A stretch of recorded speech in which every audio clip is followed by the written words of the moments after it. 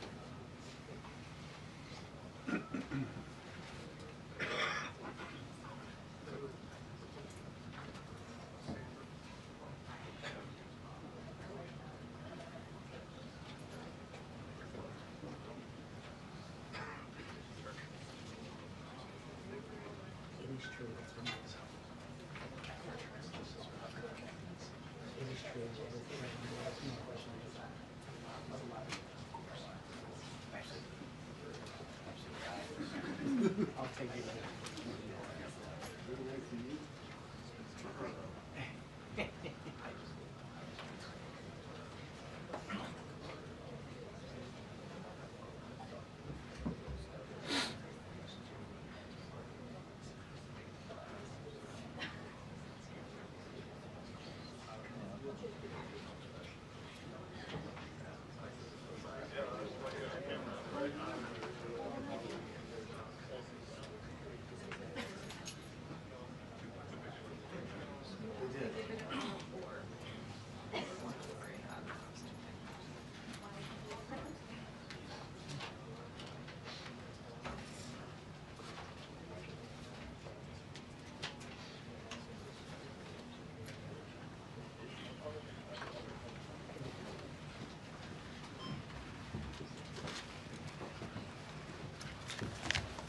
Hello.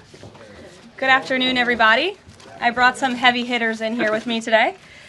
Today marks 1 month of President Trump's return to the Oval Office, and there is no denying this administration is off to a historic start.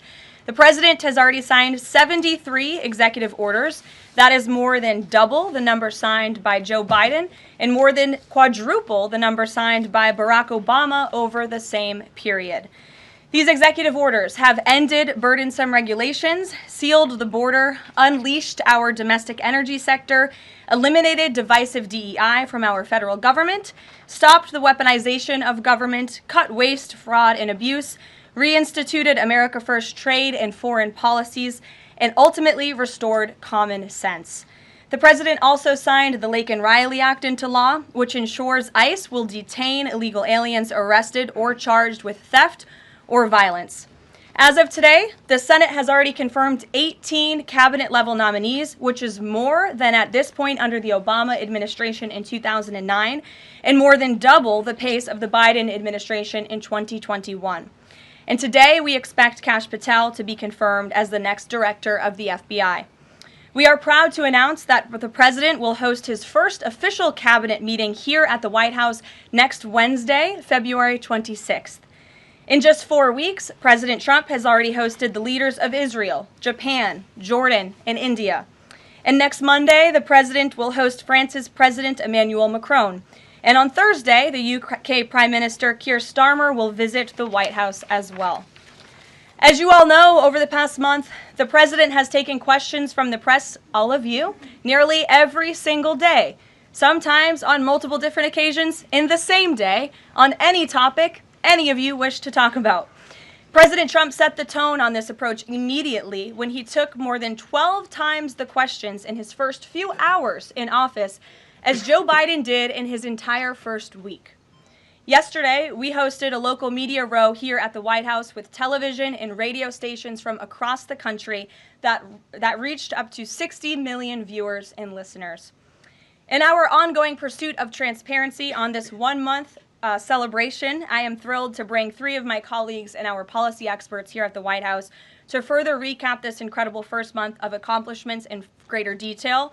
We have Deputy Chief of Staff for Policy and Homeland Security Advisor Stephen Miller, the Director of the National Economic Council, Kevin Hassett, and our National Security Advisor, Mike Waltz.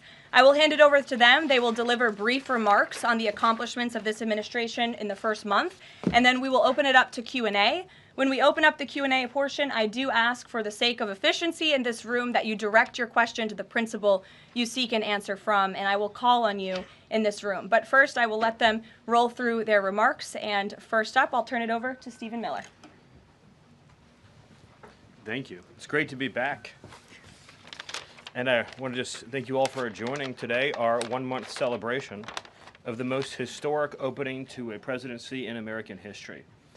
No president comes close to what Donald Trump has achieved over just the last 30 days. He has packed 8 years of transformative action, restoring this nation, restoring our laws, restoring fairness, restoring economic opportunity, restoring national security in just 1 month. No one in this country has ever seen anything like it. And when you look at the consequentiality and the significance and the transformative nature of the actions he's taking, it truly defies description. For example, in just one area, this nation has been plagued and crippled by illegal discrimination, diversity, equity, and inclusion policies. It's strangled our economy, it has undermined public safety, it has made every aspect of life more difficult, more painful, and less safe. He has ended all DEI across the federal government. He has terminated all federal workers involved in promulgating these unlawful policies. He has ended diversity, equity, and inclusion in all federal contracting. He has restored merit as the cornerstone of all federal policy, restored the full, fair, impartial enforcement of our federal civil rights laws for the first time in generations. And he has cracked down on individuals across this government and nonprofits who have engaged in illegal racial discrimination against the American people. This includes making clear to every educational institution in this country that ending diversity, equity, and inclusion, ending unlawful race discrimination, is a precondition of receiving federal funds. He has also saved women's sports by ending the participation of men in women's sports. He has ended radical gender ideology across the entire federal government, and he's pressured the private sector to also end and combat radical gender ideology. He's reestablished the scientific and biological truth that there are only two sexes in this country, male and female, that those are biologically based determinations. They are not based and can never be based on gender identity. That includes rooting out of the Department of Defense all DEI policies, all critical race theory, all gender madness, and once again having a military that is focused solely and exclusively on readiness, preparedness, and lethality. As I'm sure Kevin will talk about more, of course, he has undertaken a historic cost-cutting effort across the federal government, launching the first ever Department of Government Efficiency, uncovering corruption on a scale that we never thought imaginable, terminating every single federal worker that we have found to be engaged in the corruption and theft and the waste of taxpayer dollars, and already saving $50 billion in a single year, which over a 10-year period would be $500 billion. Just think about how vast and enormous that sum is. Of course, as you all know, he has renamed the Gulf of Mexico to its correct and proper name, the Gulf of America. He has renamed Mount Denali into Mount McKinley, part of a historic effort to restore patriotism and national pride all across this land. He has ended the weaponization of the federal government, restored the Department of Justice to its true mission of combating threats to this nation and keeping the American people safe. He has ended all federal censorship of free speech. This has been one of the greatest crises that has plagued this nation.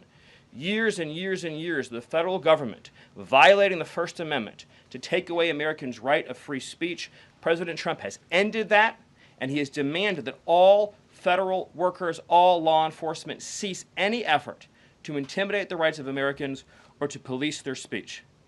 He has also restored the death penalty at the Department of Justice, including for illegal aliens who commit murder, including for those who murder cops, and including for all of those who threaten Americans with heinous acts of violence. The death penalty is back. Law and order is back. The streets are being made safe once again. On the public health front, he has launched the nation's first ever commission, the MAHA Commission, Make America Healthy Again, following the historic confirmation of RFK Jr., to finally uncover the true root causes of the public health crisis in this country, the childhood disease epidemic in this country, the spiraling rates of pediatric cancer, and devastating childhood sickness. He has finally created a situation where the federal health agencies in this country will be focused on preventing disease, on keeping children from getting sick in the first place, not sending them to a lifetime in and out of hospitals, suffering needlessly, when we can find ways to prevent this epidemic of illness. Then, of course, on Homeland Security. Today, it is officially the law of the land, at the conclusion of the congressional notification process, that 6 Mexican cartels and 2 transnational gangs, Tren de Aragua, or TDA, and MS-13, so 8 organizations in total, are now formally designated as foreign terrorist organizations, which means that every single member of those organizations who operates on U.S. soil is now, as a legal matter, a terrorist, and they will be treated as terrorists. This is a sea change in U.S. policy, and this means the Department of Justice and the Department of Homeland Security, along with the rest of U.S. law enforcement and the Department of Defense, are now operating in a legal reality where these cartels are recognized as terrorists. And there will be a whole of government effort to remove these terrorists from our soil and to degrade their ability to threaten or undermine any American security or sovereignty interests. Border crossings, since the day he took office, are down 95%. I think it's almost impossible to even describe the scale and scope of that achievement. President Trump, within days of taking office, cut border crossings 95%. And those few who have dared to cross are being either prosecuted or deported. They're either facing significant jail time for trafficking, smuggling, harboring, aiding, impeding, or they're being immediately removed from our soil. Either way, at the end of the process, they are going home. He's re-implemented Remain in Mexico, and he has obtained historic cooperation from foreign countries all around the world in accepting their deportees back. And he has used the United States military to fully seal the southern border with a historic deployment of both active duty and National Guard troops, resumed the building of infrastructure, he has opened up Guantanamo Bay, and he's using military aircraft to carry out deportations all across this country. And ICE is joining with ATF, DEA, and FBI to carry out the largest deportation operation in American history. The criminals are going home. The border is sealed shut. America is safe, sovereign, proud, and free. We are a nation that everyone in the world understands all across this planet. You do not come here illegally. You will not get in. You will go to jail. You will go home. You will not succeed. This is the biggest and most successful change in any area of law enforcement that this nation has ever seen, and he did it in under 1 month. Thank you. Yes. Well, thank you, Karoline. Thank you, Stephen. One of the things that President Trump cares most about is job creation, and it was about 7 years ago I had the honor of joining you in this room for the first time, and it looks like we've created a lot more jobs in the last month. Look at how many people are here. My estimate is about 180, but I didn't count. So thank you. It's really an honor to be back here. I think that I just want to go over a few things and then hand it off to Mike. The first thing is that the president has told us to prioritize fighting inflation. And he had to do that because, as you know, President Biden let inflation get completely out of control. And he did it with policies that made no sense. They made no sense. A lot of times people say to us, our friends the journalists, why are you doing that? But I like to think, why did they do that? Why did they spend so much money? And then why did the Fed print so much money so that we had inflation as high as we've ever seen since Jimmy Carter? So why did they do that? So we're addressing inflation. We didn't have to address it in the first term because it was always in the ones, almost always. But we're going to get it back there. And how are we doing it? Well, we're doing it with a plan that President Trump and I and others have talked about in the Oval that involves like every level of fighting inflation. First, the macroeconomic level. We're cutting spending. We're cutting spending in negotiations with people on the Hill. We're cutting spending with the advice of our IT consultant, Elon Musk. And then we're also looking into supply side things, like restoring Trump's tax cuts, maybe even expensing new factories so that there's an explosion of supply. If you have an explosion of supply and a reduction in government demand, then inflation goes way down. And then one of the things that you want to say is, well, when are you going to see it? Well, the first thing that you'll see when the markets believe that we're going to get inflation under control is that the 10-year Treasury rate goes down, because that's how they think about future expected inflation. And so we're still going to see some memory of Biden's inflation. It's not going to go away in a month. But the 10-year Treasury before the last consumer price index had dropped about 40 basis points. 40 basis points because markets were optimistic about our ability to fight inflation. 40 basis points is kind of not a fun thing to say. Economists talk that way, I apologize. But the way to think about it is, for a typical mortgage, if that affects the mortgage rate, then it's going to save a typical family buying a house about $1,000 a year. And that's just in our first month. Okay. The second thing we've done is we've had a lot of trade talks. In fact, I was just meeting a minister from Mexico with Howard Lutnick just a couple of hours ago. And we're talking about reciprocal trade, and we're also talking about the fentanyl crisis. And so reciprocal trade is about our government treating other governments the way they treat us. We want trade to be fair. It turns out that Americans have been disadvantaged by foreign governments over and over, and President Trump wants it to stop. And the fact that struck me as most noticeable when I started to look at what President Trump was asking us to do is that last year we have data, U.S. companies paid $370 billion in taxes to foreign governments. $370 billion. Last year, foreign multinationals paid us $57 billion in taxes. We have 1/4 of world GDP. They have 3/4 of world GDP, and we're paying 370, they're paying 57. This is not reciprocal. We're going to try, or we're going to, fix it. The other thing that we've done is we've had an all-of-the-above energy approach that's led by Doug Burgum and Chris and a really large team, EPA. And we've already made so many actions that are going to affect the price of energy and lower inflation. We've opened up 625 million acres to energy exploration. We've cut 50 years of red tape that makes it so you can't have permits. And we've even made it so that when you go home, if you get a new one, then you can take a shower or flush a toilet or read under a light bulb. We're doing that too. So finally, let's just think about like the facts that we can see right now that we think are awesome. So guess what?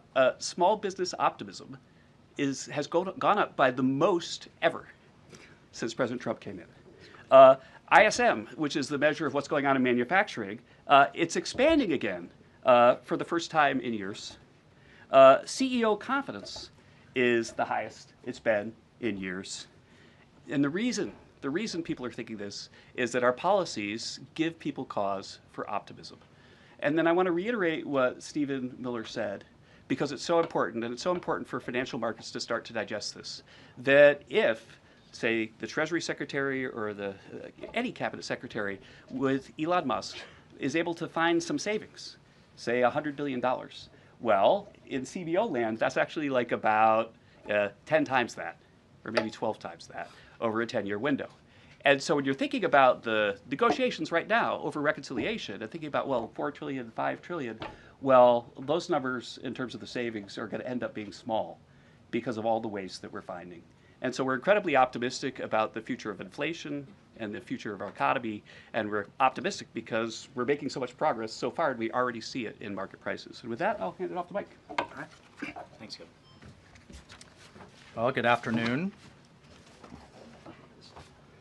What a month, and what a sea change in our foreign policy. In addition to what we're doing on the border and restoring American sovereignty, in addition to what we're doing in our economy and the job creation and the inflation reduction, we are bringing the world back to where it was at the end of President Trump's first term, which is a world of peace, prosperity, and looking forward and getting us out of the chaos that we've just seen over the last 4 years. So over the last month, Just to name a few, I had the honor of sitting in the Oval Office as President Trump spoke with President Putin, and then immediately spoke with President Zelensky, and both of them said only President Trump could bring both sides to the table, and only President Trump could stop the horrific fighting that has been going on now for the better part of 4 years,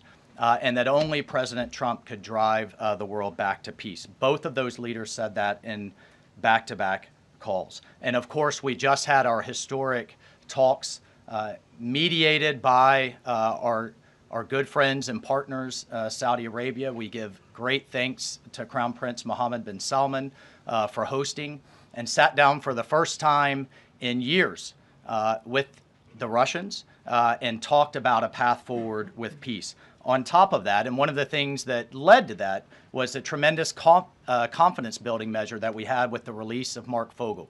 I'll remind everyone, the last time that we had an American released from the Russians, either we gave up a deadly spy, pressured our allies to give up a lethal killer, or we released, under the Biden administration, the world's most notorious arms dealer, Victor Bout, who, by the way, had one of his main clients for arms, the cartels in Mexico and Central America. We gave up none of that. This was released as a confidence-building measure, working with our great Middle East envoy, Steve Witkoff, and our Secretary of State as a first step towards opening these talks and then moving forward towards peace. On top of that, we've secured, just in a month, the return of 12 American hostages from Russia, from Bulgaria, from Venezuela, the Taliban, and Hamas. Excuse me, that's from Belarus, not Bulgaria. We also had, for the first time in quite some time, we took out a senior leader of ISIS, an international financier and recruiter that the military had been trying to take out for quite some time, and wasn't able to do so, frankly, because of a bureaucratic approval process.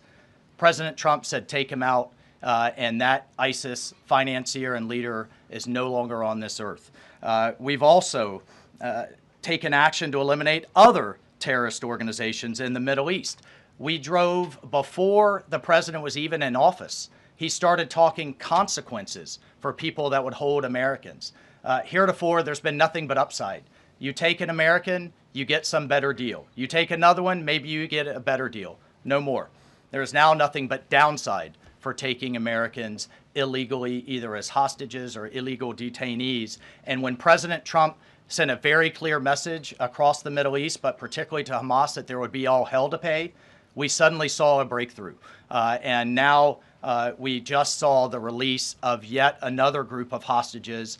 There have been dozens now, including 2 Americans that we've seen once again reunited with their families. As part of the talks with King Abdullah, he offered, and I think the entire world is graciously accepted, to take 2,000 sick children, cancer patients, and others out of Gaza as a humanitarian gesture. 2,000 Gazans will come out of that hellhole that it is, that wasteland that Gaza is right now, with unexploded ordnance, with debris everywhere, with no sewage, with no water. And President Trump has put forward a plan to deal with the practical reality that is 1.8 million Gazans now truly suffering. And then, just to bring it back to our own hemisphere, we've seen literally in the last month, after years of national security experts, the generals in charge, and others testifying and ringing the alarm bells about the Chinese Communist Party's presence in our own hemisphere, particularly in the Panama Canal. We're seeing the leadership of Panama step away from the Belt and Road program, move away from China and back towards the United States, and even enter into talks and other negotiations about addressing the ports on either side of the canal. And then finally, last but not least, we've had 4 world leaders in the White House, in the Oval Office. We've had the Prime Minister of Japan, the Prime Minister of India, the King of Jordan, and of course the Prime Minister of Israel just in the last 4 weeks. And next week we'll have the Prime Minister of the United Kingdom, and we'll have the President of France, Macron. So President Trump is on what we call Trump warp speed. We are all honored to be really serving under his leadership and his vision. And truly, when we all say, and the president himself says, he is a president of peace.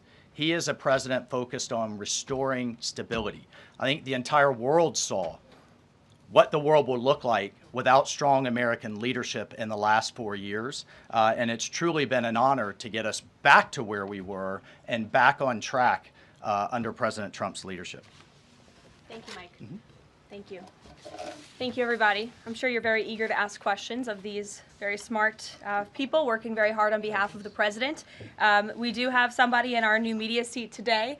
We have John Stoll, who is the head of news at X. As you all know, you're all on X. It's home to hundreds of millions of users, a large contingent of independent journalists and news organizations across geographies and political spectrums. And at the same time, X remains the go-to platform for many legacy news outlets. And I know, as I mentioned, many of the reporters in this room use X to attract eyeballs to your work. Prior to joining X, John spent 2 decades in journalism, including several years as an editor at the Wall Street Journal. We are excited to have him in the briefing room today. John, we'll let you kick it off. And as I said at the top, please direct your question to the individual up here who you'd like an answer from. John, why don't you begin? All right, thank you very much. I am sitting in for a thriving ecosystem of journalists, independent and emerging news organizations who do depend on X for publicity, for a business model. And so I look forward to seeing many of them in this seat in months and years to come. I also thank you, Karoline, for opening this seat up to new media. It really is a testament not only to your open-mindedness, but also to innovation, that you'd actually think about, folks that are not traditionally credentialed to be in this room, and not only have a question, but also to witness. This is a very important intersection of power and the free press. And so just the ability to witness this and be part of it, it brings everybody's game up. So thank you for that. I think this is for Mike Waltz. My question is about Ukraine. Sure. For about more than 10 years, I've been fascinated, like many, with what's going on.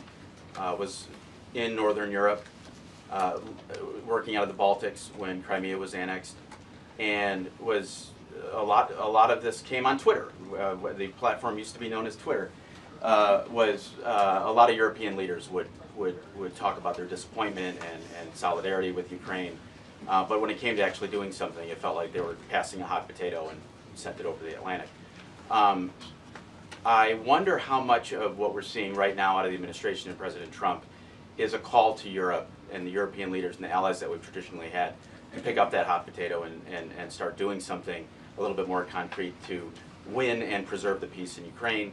The second question I have is, it's related, is there's been a lot of speculation that President Trump and the administration might be manipulated by Vladimir Putin. I wonder if you can just talk a little bit about the administration's posture and your confidence in the competence of this administration to go toe-to-toe with Vladimir Putin. Well, if there's I'll take the second question first. If there's anybody in this world that can go toe-to-toe with Putin, that could go toe-to-toe with Xi, that could go toe-to-toe with Kim Jong-un, and we could keep going down the list, it's Donald J. Trump.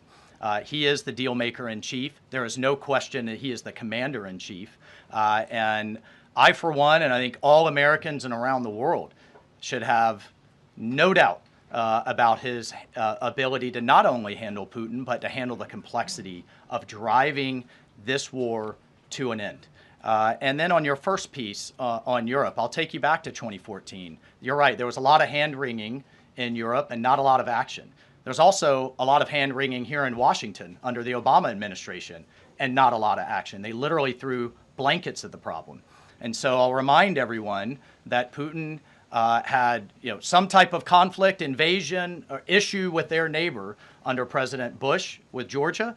under President Obama with Ukraine 2014, not under President Trump 45, and again with President Biden in 2022. The war should have been deterred. The war should have never happened, and I have no doubt it would not have happened under President Trump and will stop under President Trump again. But I just want to push back on this notion of our European allies not being consulted as we've entered into this process. I already mentioned the immediate phone call President Trump made to President Zelensky. He has talked to President Macron of France repeatedly last week. President Macron convened European leaders and then is coming here on Monday. Prime Minister Starmer is coming next Thursday. I've talked to every one of my national security advisor counterparts across the spectrum in Europe. I've talked to Secretary General Rutte, the leader of NATO, the Secretary General of NATO. We have repeatedly, oh, by the way, we had half our cabinet, 7 cabinet officials, including the vice president, at the Munich Security Conference, all engaging, all listening, and all making sure our allies are heard. However, we've also made it clear for years, decades even, that it is unacceptable that the United States and the United States taxpayer continues to bear the burden, not only of the cost of the war in Ukraine, but of the defense of Europe. We fully support our NATO allies. We fully support the Article 5 commitment, but it's time for our European allies to step up. And one of the things that Secretary General Rutte said on our call was, this last couple of weeks have been a real wake-up call. And I asked him, what have you been missing the last couple of years? The fact that we are going to enter into a NATO summit this June with a third of our NATO allies still not meeting the 2% minimum, a commitment they made a decade ago, literally a decade ago, with a war on their doorstep, the largest war that they're all extremely concerned about, but yet it's, well, somebody else needs to pay. We've got other domestic priorities. It's unacceptable. President Trump's made that clear. And the minimum needs to be met. We need to be at 100% in this June at the NATO summit. And then let's talk about exceeding it, which is what President Trump has been talking about with 5% of GDP. Europe needs to step up for their own defense as a partner, and we can be friends and allies and have those tough conversations. Great. Peter. Thank you, Caroline. I have a Ukraine one and a Doge one. Who can talk Doge? Stephen. All of us. Well, so Stephen, we're hearing about these Doge dividend checks that would be 20% back to taxpayers, 20% to pay down the debt. 60% is left. Who gets that? Well, the way that it works is when you achieve savings, you can either return it to taxpayers, you can return it to our debtors, or it can be cycled into next year's budget, and then it just lowers the overall baseline for next year. So in other words, you can just transfer into the next fiscal window and then lower the overall spending level. And that means that you can achieve a permanent savings that way, and that reduces the deficit. And when is it that people might see those checks? Well, this is all going to be worked on through the reconciliation process with Congress that's going underway right now. As you've seen, the Senate's moving a bill, the House is moving a bill. The President has great confidence in both chambers to deliver on his priorities. I would just take this opportunity to note that President Trump has made a historic commitment to the working class of this country to fight for major tax relief and major price relief. And cutting spending, as Doge is doing, and cutting taxes is the key to delivering on both of those promises, and President Trump is resolutely committed to doing both. Thank you. And on Ukraine, I guess this is for Mike. Sure. After the president's post on Truth Social yesterday, need to know, who does he think is more responsible for the Russian invasion of Ukraine, Putin or Zelensky? Well, look, his goal, Peter, is to bring this war to an end, period. And there has been ongoing fighting on both sides. It is World War I style trench warfare. His frustration with President Zelensky that you've heard is multifold. One, there needs to be a deep appreciation for what the American people, what the American taxpayer, what President Trump did in his first term, and what we've done since. So some of the rhetoric coming out of Kyiv, frankly, and insults to President Trump were unacceptable, number one. Number two, our own Secretary of Treasury personally made the trip to offer the Ukrainians what can only be described as a historic opportunity.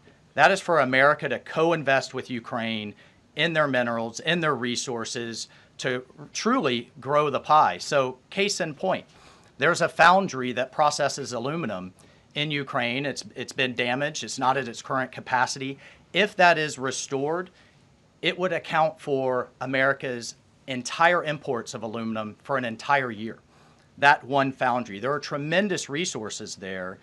Not only is that long-term security for Ukraine, not only do we help them grow the pie with investments, but we do have an obligation to the American taxpayer in helping them recoup the hundreds of billions that have occurred. So, rather than enter into some constructive conversations about what that deal should be going forward, we got a lot of rhetoric in the media that was incredibly unfortunate. And I could just tell you, Peter, as a veteran, as somebody who's been in combat, this war is horrific. And I think we've lost sight of that, of the literally thousands of people that are dying a day, families that are going without the next generation.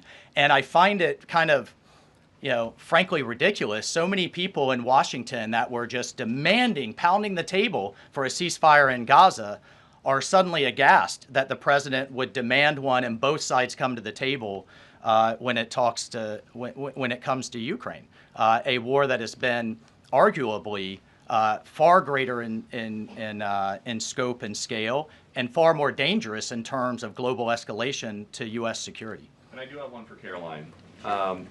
Does President Trump have a bet with Trudeau about this USA-Canada hockey game tonight? And when there is a big hockey game on, is the president watching for the goals or for the fights? Probably both. I think he's watching for the United States to win tonight. I know he talked to the USA hockey team this morning. He talked to the players after their morning practice around 10 o'clock. And I also spoke to some folks from that team after. They were jubilant over President Trump's comments to the team. I believe they're going to put out a video of that call. So he looks forward to watching the game tonight, and we look forward to the United States beating our soon-to-be 51st state, Canada. Bloomberg, go ahead. My question is for Mike Waltz. Can you give us a readout of Kellogg's meeting with Zelensky that just wrapped up? And in particular, Zelensky publicly rejected this deal about the rare earth minerals. Where does that stand? Well, we're going to continue to have, he needs to come back to the table, and we're going to continue to have discussions about where that deal is going. Again, we have an obligation to the taxpayer. I think this is an opportunity. The president thinks this is an opportunity for Ukraine going forward. There can be, in my view, nothing better for Ukraine's future and for their security than to have the United States invested in their prosperity long term. And then a key piece of this has also been security guarantees. Look, the reality that we're talking about here is it in Ukraine's interest? Is it in Europe's interest? It certainly isn't in Russia's interest or in the American people's interest for this war to grind on forever and ever and ever. So a key part of his conversation was helping President Zelensky understand this war needs to come to an end. This kind of open-ended mantra that we've had under the Biden administration, that's over. And I think a lot of people are having a hard time accepting that. And then the other piece is there's been discussions from Prime Minister Starmer and also President Macron about European-led security guarantees. We welcome that. We've been asking Europe to step up and secure its own prosperity, safety, and security. So we certainly welcome that, and we certainly welcome more European assistance. As I told my counterparts, come to the table with more if you want a bigger seat at the table. And we've been asking for that for quite some time. And has Russia pushed for sanctions in your talks with them? And have you consulted with international partners and allies about potentially rolling back sanctions in these negotiations to end the war? The talks with our Russian counterparts, both with my counterpart, the National Security Advisor, Secretary Rubio's counterpart, the Foreign Minister Lavrov, it really was quite broad, focused on what is the goals for our broader relationship, but very clear that the fighting has to stop to get to any of those brighter goals. And as a first step, we're just going to do some common sense things like restore the ability of both of our embassies to function. And again, You know, this is common sense. In foreign policy world, they call it shuttle diplomacy. We have to talk to both sides in order to get to both sides to the table, and both sides have said only President Trump could do that. Deanna. Thank you, and my question is for Mike Waltz. All right. The president has called Zelensky a dictator. Does he view Putin as a dictator? And does he want Zelensky out of power? I know he's called for elections. And then thirdly, the head of the Defense Committee in Ukraine's parliament just has claimed that the U.S. has stopped selling weapons to Ukraine. Is that true? Well, most of our weapons that have gone to Ukraine have been part of a drawdown authority where we've literally taken them out of our stocks and then eventually through appropriations started buying them again to refill our stocks. I'll just state that there has been a lag in a lot of that process. So many of our stocks, as we look at our operations around the world, are becoming more depleted. That's one of the reasons many people have had a lot of concern about when does this end? How much is it going to take? How many lives will be lost? How much will we spend? As a member of Congress, we repeatedly asked the Biden administration those questions, and we never got a satisfactory answer.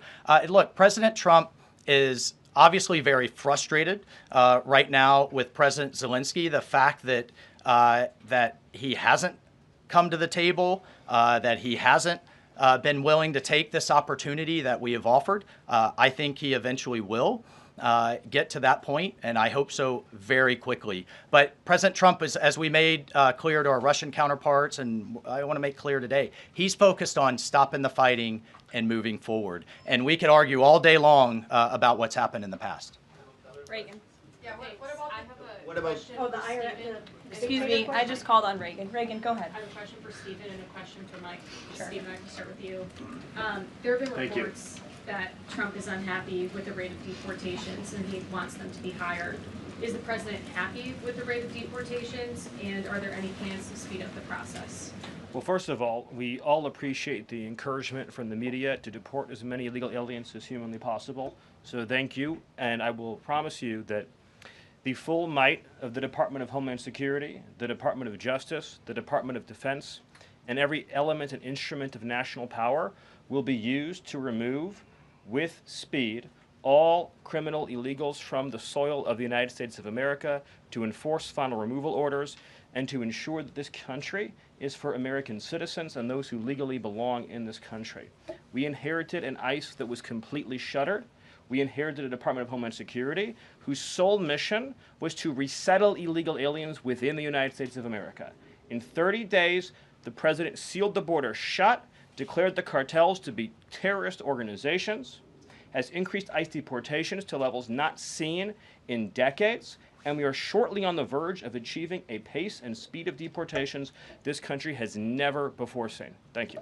And Mike, there have been reports that there's some underground opposition to Trump's pick for Undersecretary of Defense and Policy, Elbridge Colby. Have you or anyone from the administration been personally lobbying senators to support Elbridge Colby?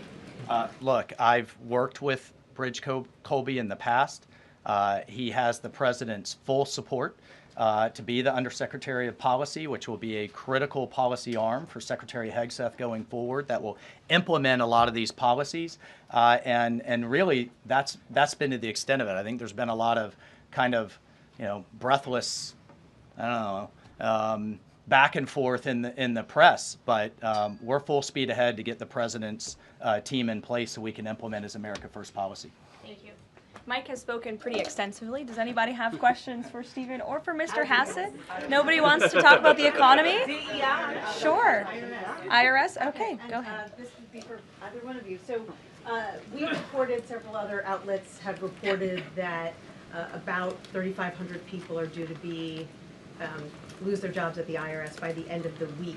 If the goal of these spending cuts across the federal government has been to reduce the debt, why impose some of the deepest cuts we've seen so far at the agency responsible for raising revenue for the federal government? Well, I think our objective is to make sure that the employees that we pay are being productive and effective. And there are many, many more than 100,000 people working to collect taxes, and not all of them are fully occupied. And the Treasury Secretary is studying the matter and feels like 3,500 is a small number, and probably can get bigger, especially as we improve the IT at the IRS. And so I think that it's absolutely something that is on the table for good reasons. And the point is that don't just talk about the IRS, talk about all of government.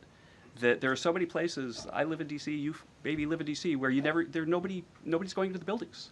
People aren't commuting because nobody's doing their job. We look back and we see that there are all these people doing 2 jobs while they're getting a government payroll on the payroll. So the point is we're fixing that, and the IRS is a small part of that picture. So you're saying that everybody who's being let go was doing a bad job? I'm saying that we're studying every agency and deciding who to let go and why. And we're doing so very rationally with a lot of support from analysis. Because we're being told by a lot of people who have been let go at other agencies that they were told they were being dismissed because of poor performance, when in some cases they haven't even had a performance review yet because they've only been on the job a couple of months. Yeah, I've never seen a person who was laid off for poor performance say that they were performing poorly. Okay. Caroline? Good point. Sure, Caitlin. I have a question. I'll start with you, Kevin Hassett. Thank you for being here. And then I've got a question for Mr. Waltz. On these potential checks that you might send out from Doge, is there a concern as you're thinking through this that they could be inflationary? Oh, absolutely not, because imagine if we don't spend government money and we give it back to people, then if they spend it all, then you're even. But they're probably going to save a lot of it, in which case you're reducing inflation. Okay, so and also, when the government spends a lot, that's what creates inflation. We learned that from Joe Biden. And so if we reduce government spending, then that's reduces inflation. And if you give people money, then they're going to save a bunch of it. And when they save it, then that also reduces demand and reduces inflation. Okay, so you're not worried about it. And No, Mr. Waltz, to follow up on Peter's question, you wrote in an op-ed in the fall of 2023 that, quote, Putin is to blame, certainly like Al-Qaeda was to blame for 9/11. Do you still feel that way now, or do you share the president's assessment as he says Ukraine is to blame for the start of this war? Well, it shouldn't surprise you that I share the president's assessment on all kinds of issues. What I wrote as a member of Congress was as a former member of Congress. Look, what I share the president's assessment on is that the war has to end.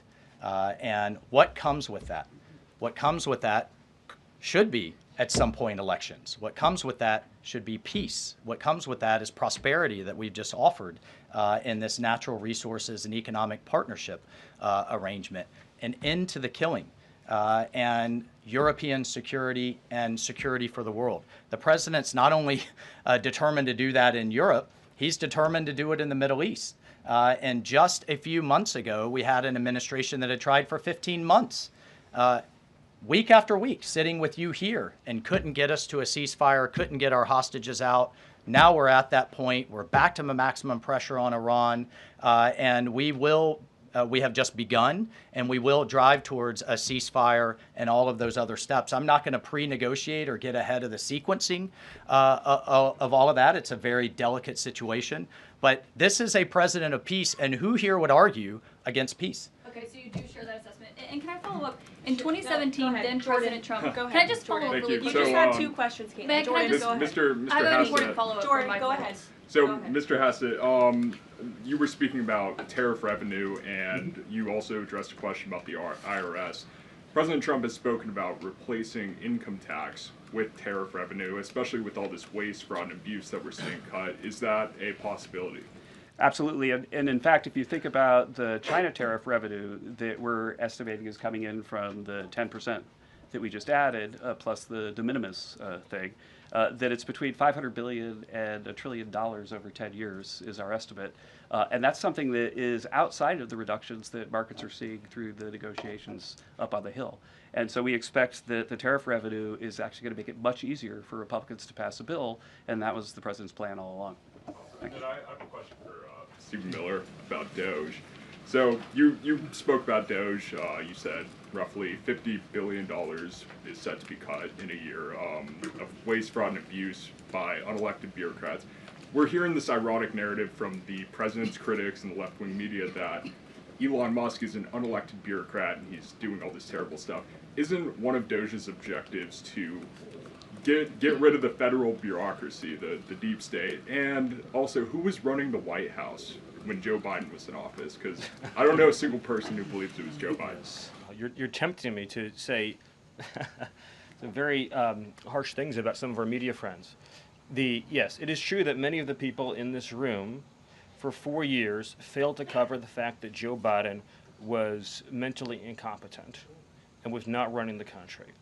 It is also true that many people in this room who have used this talking point that Elon is not elected fail to understand how government works. So I'm glad for the opportunity for a brief civics lesson. A president is elected by the whole American people. He's the only official in the entire government that is elected by the entire nation, right? Judges are appointed, members of Congress are elected at the district or state level, just one man. And the Constitution, Article 2, has a clause known as the vesting clause, and it says the executive power shall be vested in a president, singular. The whole will of democracy is imbued into the elected president. That president then appoints staff to then impose that democratic will onto the government. The threat to democracy, indeed the existential threat to democracy, is the unelected bureaucracy of lifetime tenured civil servants who believe they answer to no one, who believe they can do whatever they want without consequence, who believe they can set their own agenda no matter what Americans vote for. So Americans vote for radical FBI reform, and FBI agents say they don't want to change. Or Americans vote for radical reform on our energy policies, but EPA bureaucrats say they don't want to change. Or Americans vote to end DEI, racist DEI policies, and lawyers of the Department of Justice say they don't want to change. What President Trump is doing is he is removing federal bureaucrats who are defying democracy by failing to implement his lawful orders, which are the will of the whole American people. Thank you. Thank you very much, everybody. I'm looking at the clock. We've almost had an hour of time. I know a couple of these individuals have a meeting to get to at 2 p.m. So you're welcome to follow up with my team for further questions. We're going to let these guys get back to running the United States government. And we will see you all later. President Trump will be speaking at 3 o'clock at the Black History Month reception. So thank you. It's good to see you. We'll see you in a bit. Thanks. Are you going to the Black History Month reception, Mr. Miller? Stephen, on the fraud, should we expect indictments? Are there indictments coming for all the fraud we found? I'd love to follow up with you, just at the time of Karoline. Okay, thank you.